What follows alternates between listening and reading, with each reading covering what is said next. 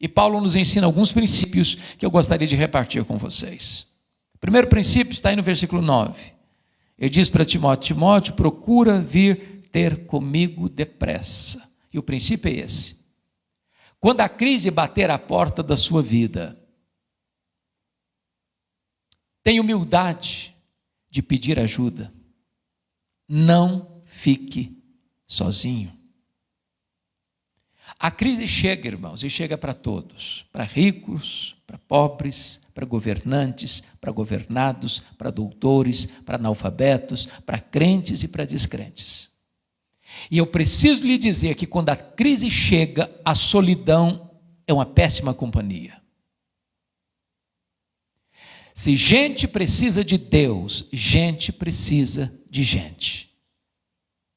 Todos nós precisamos de um amigo do peito, com quem nós temos coragem de abrir o coração e pedir ajuda, repartindo as nossas dores, dividindo as nossas cargas. Talvez uma das maiores tragédias da realidade evangélica brasileira foi a quantidade de pastores, ou é a quantidade de pastores que têm cometido suicídio nos últimos anos. E a pergunta que você faz é essa: por que, meu Deus, que esse colega não encontrou sequer um amigo para abrir o coração, para pedir ajuda? Nenhum de nós é autossuficiente. Todos nós precisamos de ajuda quando a crise nos encurrala. Para quem você tem coragem de ligar, escrever e dizer: corre para cá, venha ter comigo depressa, eu preciso de um ombro amigo, eu preciso de alguém do meu lado, eu preciso de alguém para quem eu possa abrir o meu coração. Mas há um segundo princípio. Confira comigo, por favor, versículo 10. Porque Demas, tendo amado o presente século, me abandonou.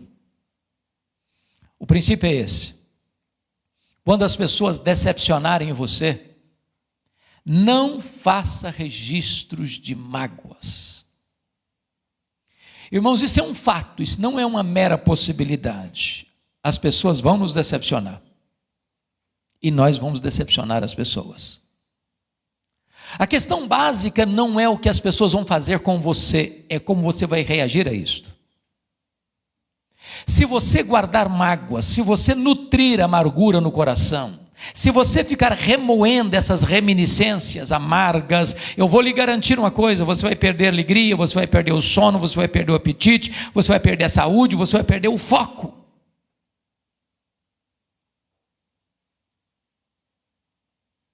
Se as pessoas estão decepcionando você ou machucando você, bote o pé na estrada e continue caminhando.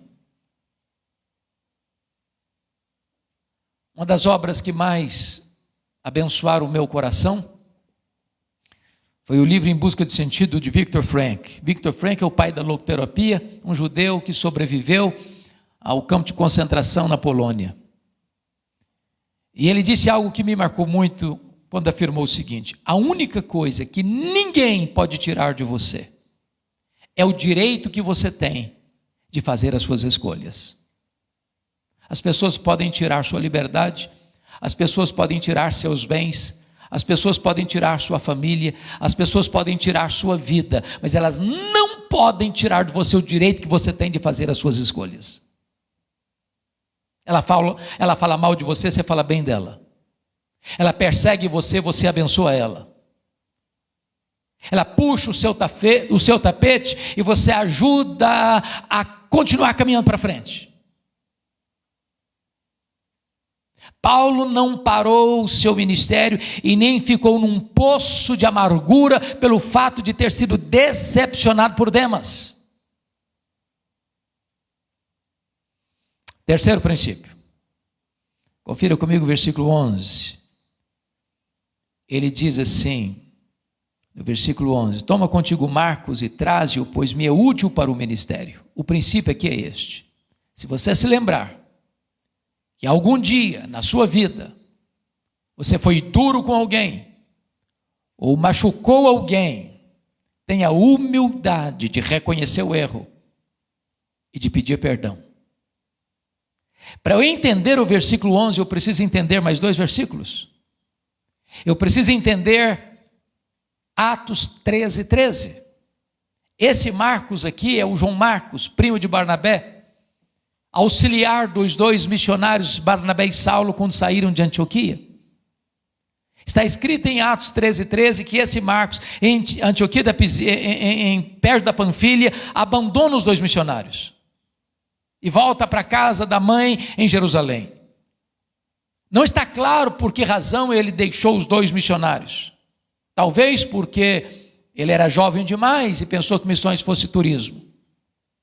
Talvez porque quando saíram de Antioquia da Síria, o líder da caravana era o seu primo Barnabé, e em Pafos a liderança passa para o comando de Paulo. Mas muito provavelmente porque Gálatas 4 retrata-nos que Paulo prega o evangelho pela primeira vez na Galácia por causa de uma enfermidade física. Talvez a enfermidade física que ele descreve em 2 Coríntios 12:7, o espinho na carne, mensageiro de Satanás, para lhes bofetear, a fim de que ele não se ensoberbecesse. A pergunta é: que enfermidade física era essa? Os historiadores dizem que essa região de perto da Panfilha era uma região alagadiça, pantanosa, com forte incidência de malária naquela época. Muito provavelmente Paulo contraiu uma malária aqui. Porque não consta que ele saiu de Antioquia da Síria doente, mas consta que ele chega na Galácia do Sul, Antioquia da Pisídia, Icônio, Derbe e Listra, doente. E muito provavelmente esse jovem João Marcos deve ter pensado assim: eu estou muito moço para ficar doente, eu vou voltar para a casa da minha mãe. Mas o segundo texto que você tem que entender para compreender esse versículo 11 é Atos 15:36-41. Depois do concílio de Jerusalém, Paulo se aproxima de Barnabé, convida-o para a segunda viagem missionária, para que eles fossem visitar aqueles irmãos pela região da Galácia. E Barnabé disse: sim, vamos. Só um detalhe: eu quero levar meu primo João Marcos. E Paulo respondeu: eu não acho justo levarmos aquele que nos abandonou desde perto da Panfilha. E diz a Bíblia que houve tal desavença entre Paulo e Barnabé por causa desse João Marcos, que os dois não caminharam juntos mais. É claro que o texto está construído em palavras breves e em tom polido, mas obviamente não foi isso que aconteceu. Eu vou tentar parafrasear então o que houve. Acho que foi mais ou menos assim. O Barnabé: eu estou muito feliz com o resultado do Concílio de Jerusalém, agora a linha doutrinária da igreja está corrigida e nós agora temos campo aberto para voltar para fazer obra missionária. Vamos embora, Barnabé. Vamos, Paulo. Só um detalhe: você está lembrado do meu primo? É claro que estou, né, Barnabé? Sabia que ele está querendo ir com a gente? Aliás, eu estou com vontade de levá-lo mesmo. O Paulo fechou a cara e disse: ô Barnabé, comigo esse rapaz não vai não. Não, Paulo, mas ele amadureceu. Comigo ele não vai, Barnabé. Mas Paulo, você está sendo radical. Comigo ele não vai, Barnabé. Mas Paulo, vão dar uma chance para ele. Comigo ele não vai, Barnabé. Agora pense comigo se não tivesse um Barnabé na vida de um Marcos. Você já se sentiu descartado alguma vez? Persona não grata alguma vez? Você já se sentiu desprezado e rejeitado alguma vez? As pessoas não acreditarem em você, no seu potencial, nos seus dons, no seu chamado, na sua vocação? Louvado seja Deus, o Barnabé pegou esse Marcos, levou para Chipre, investiu nele. Mais tarde Pedro discipulou esse Marcos e ele foi o primeiro escritor evangelista da Bíblia. Ele que escreveu o primeiro evangelho, o evangelho de Marcos. Agora Paulo está na masmorra mamertina, quem sabe fazendo uma análise do seu passado, rebuscando a sua memória, lembrou-se do Marcos e escreveu para Timóteo: ô Timóteo, quando você vier, filho, traz o Marcos aí com você, ele me é útil para o ministério. Sabe o que Paulo está nos ensinando aqui? Você nunca é tão grande como quando você é humilde.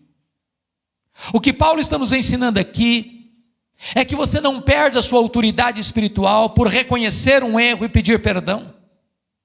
O que Paulo está nos ensinando aqui é que nós precisamos construir pontes de reconciliação onde um dia nós cavamos abismos de mágoas. O que Paulo está nos ensinando aqui é que nós não podemos avançar na vida deixando pessoas feridas na nossa estrada.